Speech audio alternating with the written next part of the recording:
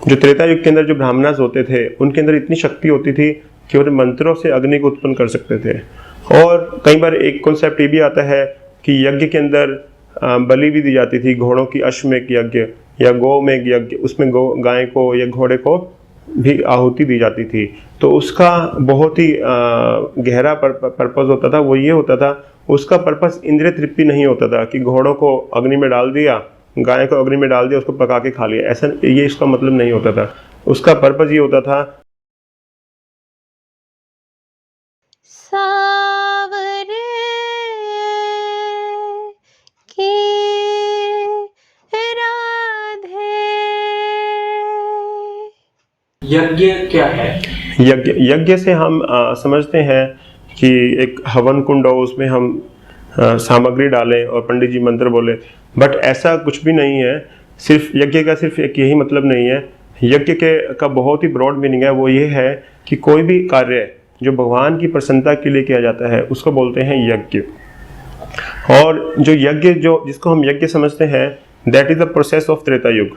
तो 4 युग हैं जिसे हम जानते हैं, सतयुग, त्रेता युग, द्वापर एंड कलयुग। तो हर धर्म का एक प्रोसेस होता है जिसके द्वारा हम भगवान को प्राप्त कर सकते हैं। और वो प्रोसेस बनाया जाता है उस युग की ऑडियंस, उसका एज फैक्टर देखते हुए, उसका इंटेलेक्ट देखते हुए और उसका मेंटल और बाकी सभी फैक्टर्स को देखते हुए एक प्रोसेस बनाया जाता है। उसको बोलते हैं युग धर्म। तो सतयुग का जो युग धर्म है वो है ध्यान योग, कि ध्यान करके मेडिटेशन के द्वारा भगवान को प्राप्त किया जाता है, जो कि कलयुग में पॉसिबल नहीं है। और त्रेता युग का प्रोसेस था यज्ञ। यज्ञ कौन से? जिसको हम यज्ञ समझते हैं वास्तव में, जो समाज के अंदर जिसको हम यज्ञ समझते हैं, जैसे जो पुजारी होते हैं वो यज्ञ में हवन सामग्री डालते हैं और मंत्रों का उच्चारण करते हैं। बट इसके लिए हमारे पास प्रॉपर एंड प्योर ब्राह्मणास होने चाहिए और प्योर सामग्री भी होनी चाहिए। और जो त्रेता युग के अंदर जो ब्राह्मणास होते थे उनके अंदर इतनी शक्ति होती थी कि वो मंत्रों से अग्नि को उत्पन्न कर सकते थे। और कई बार एक कॉन्सेप्ट ये भी आता है कि यज्ञ के अंदर बलि भी दी जाती थी, घोड़ों की अश्वमेध यज्ञ या गौमेध यज्ञ, उसमें गाय को या घोड़े को भी आहुति दी जाती थी।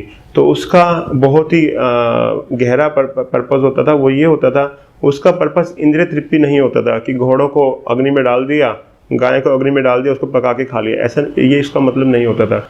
उसका पर्पस ये होता था कि बूढ़ी गाय को या बूढ़े घोड़े को आहुति दे करके उसको या तो यंग बॉडी प्रदान की जाती थी या उसको मनुष्य जीवन प्रदान किया जाता था। Basically the purpose was elevation, कि उस जीवात्मा का एलिवेशन हो, तो उसके द्वारा पुण्यों की प्राप्ति होती थी जो भी उस यज्ञ को कंडक्ट करवाता था। और इसी तरह से फिर आगे द्वापर युग में हम देखते हैं उसमें जो प्रोसेस है वह वर्शिपिंग द डिटीज, भगवान के अर्च विग्रहों की पूजा करना और उसके लिए मंदिर बनवाना। तो वो भी कलयुग का प्रोसेस नहीं है। तो कलयुग का प्रोसेस क्या है? कलयुग में यज्ञ क्या है?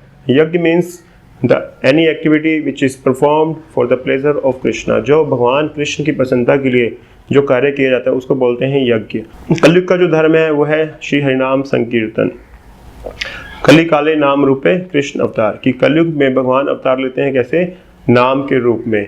और इसके ऊपर बहुत ही फेमस और बहुत ही प्रसिद्ध श्लोक है इसके अंदर, श्रीमद् भागवतम के अंदर आता है ये कि कलेर दोष निधे राजन अस्ति हो एक महान गुना कीर्तना देव कृष्णस्या मुक्त संगा परम वजेत, कि ओ राजन।